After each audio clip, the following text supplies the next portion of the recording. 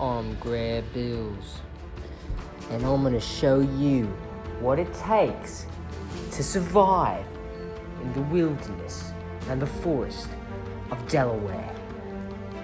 The goings will be tough. There will be many hardships, pain, suffering, but through it all, I'll teach you what you need to know to survive in the Delaware wilderness. Using only my talent, luck, and sheer skill, I'll be able to survive in the harshest conditions. So grab a seat and come along for an adventure you're never going to forget.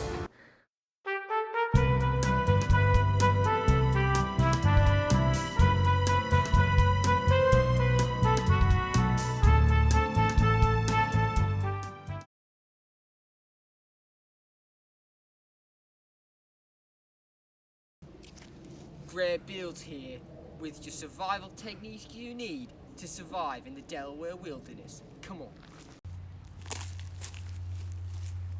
These areas are filled with vegetation and resources we can use to our advantage.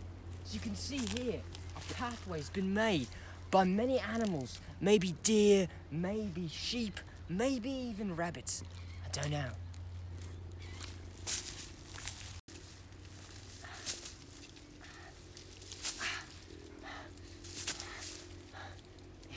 Yeah, the pathway seems to go along this way. You never know what could be around the corner, though. You gotta be careful. For now, we're gonna stay in the open, where we can see where we are and what we need. What I'm looking for is fresh vegetation. But more importantly, a tree that I can use to gather my resources from. Food and water and all sorts of things can be found in trees. I'm looking for a good, solid tree, one that's young and fresh. I'm not seeing much edible, good resources that I can use at the moment. I'm looking for a good tree, nothing like that. It's a little too big and... Wait, over there!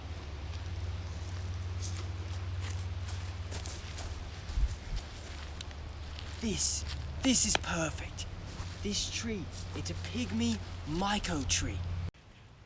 Now, this tree is very full of nutrients and food. Everything you need is in this one tree.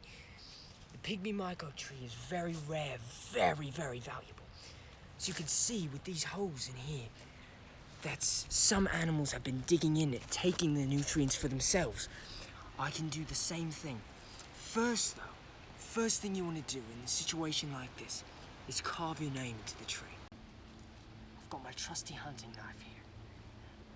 This I will use to carve my name into the tree so that no one else comes along and takes it. This is what I use to mark this so that I know it's mine, that I know it's used only for me, and there are already some marks in it. Don't worry. No one will ever know.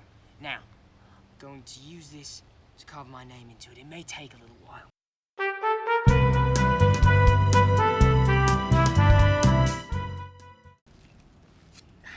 Alright.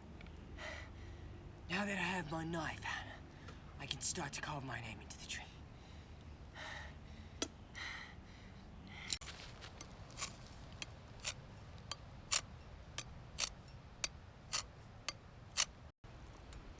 Now that I've got my name carved into the tree, I can start exploring the tree for the other resources it provides.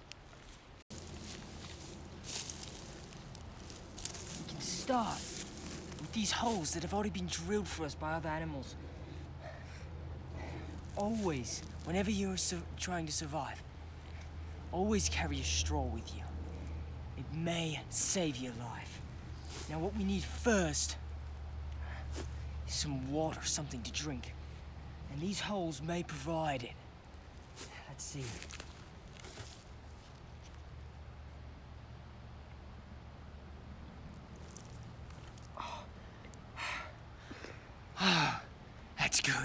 That's good. Now that we're refreshed with the drink, I'm going to start to see if there's anything I can eat that's on here. Should be plenty, starting with the bark. Now, some of this may be hard to get off. You have to really pull hard.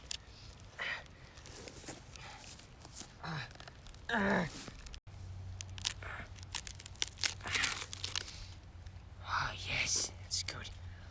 As you can see, there are some very tiny creatures crawling on here.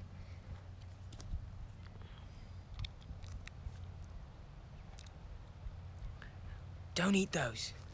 What we're after is the bark. Let's see if we can get any of this off.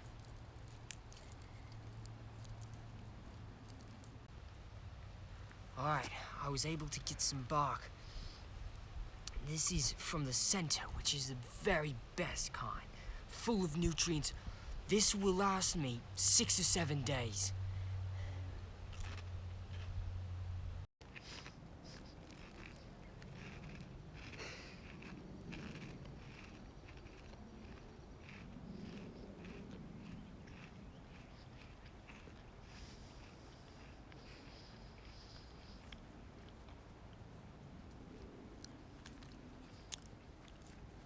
Oh, good. Now I've got to find a place to rest.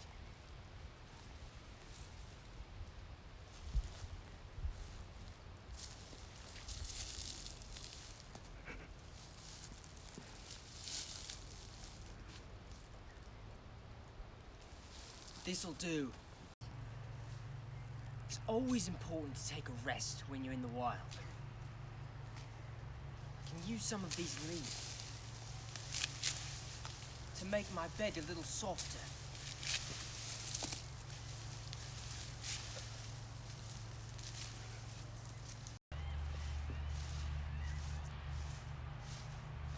There, now my bed's ready. I think I hear an animal, something in the distance.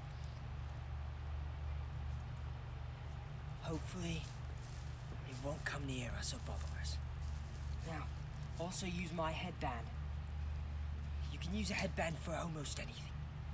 But this, specifically, to make my bed more comfortable.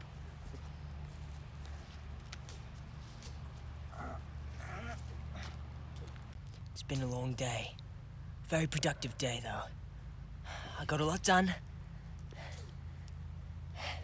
And hopefully I'll be able to get a lot done tomorrow.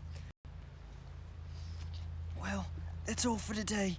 See you guys next time on Wild vs. Man with Grear Bylls.